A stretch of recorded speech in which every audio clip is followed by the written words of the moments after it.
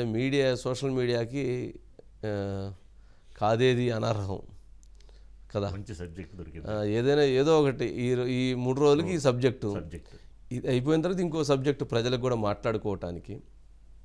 But ఒకసారి bytes play చేయండి.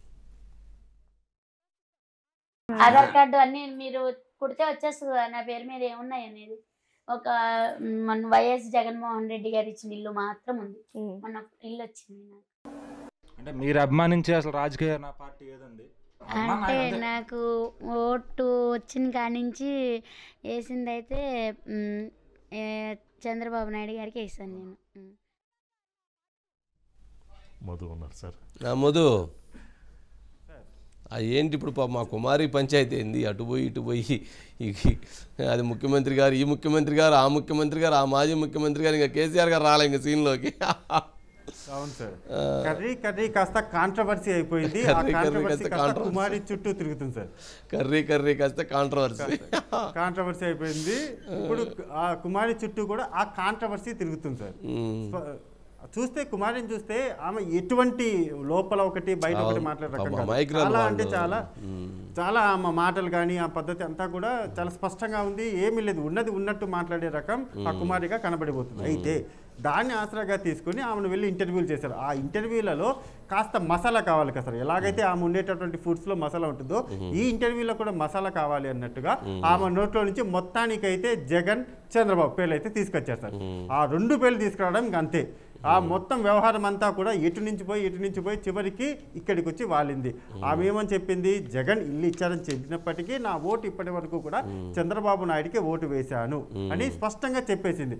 అప్పటి వరకు కూడా జగన్ ఇల్లు ఇచ్చారు అనేటటువంటి మాట చెప్పేంత వరకు కూడా ఆమె గురించి వైఎస్ఆర్సీపీ పార్టీకి సంబంధించినటువంటి వాళ్ళందరూ కూడా ఆహా ఓహో అంటూ కూడా వేశారు.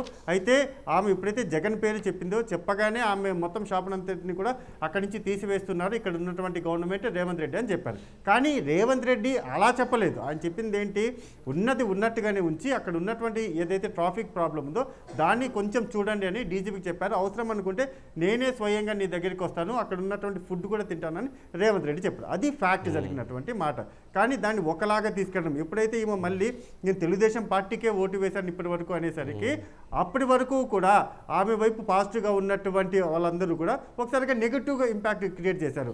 ఆ ఫుడ్కు సంబంధించి కావచ్చు, ఆమె గురించి కావచ్చు, అంతా కూడా ఒక నెగిటివ్ వెదర్ వచ్చే విధంగా అయితే ఆమె గురించి చేశారు. ఏది ఏమైనప్పటికీ కర్రీస్తో పాపులర్ అయినటువంటి కుమారి కాస్త ఆమె బిజినెస్ ఏమో కానీ ఇక పైన ఆమె కాంట్రవర్సీగా ఈ వ్యాఖ్యలు ఏవైతే ఉన్నాయో వాటి ద్వారా కొంత ఇబ్బంది పడే అవకాశం ఉంది.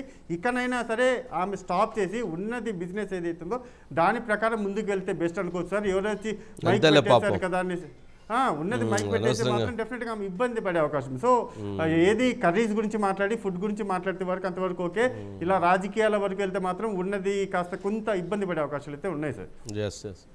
ఓకే, పాపం ఆమెదో అమాయకురాలు, పాపం ఆమెను అనవసరంగా ఇబ్బంది పెట్టడం ఇది కాదు. ప్రభుత్వం ఆమెకి ఏదైనా వెసులుబాటు కల్పిస్తే ఆ పక్కన ఖాళీ ప్లేస్ చాలా ఉంది, మంచిగా ఇది చేస్తే 10 మందికి చక్కటి భోజనం పెట్టిద్ది. ఎందుకు పాపం వాళ్ళని ఇబ్బంది పెట్టడం. సరే అయితే రైట్ మధు, రైట్.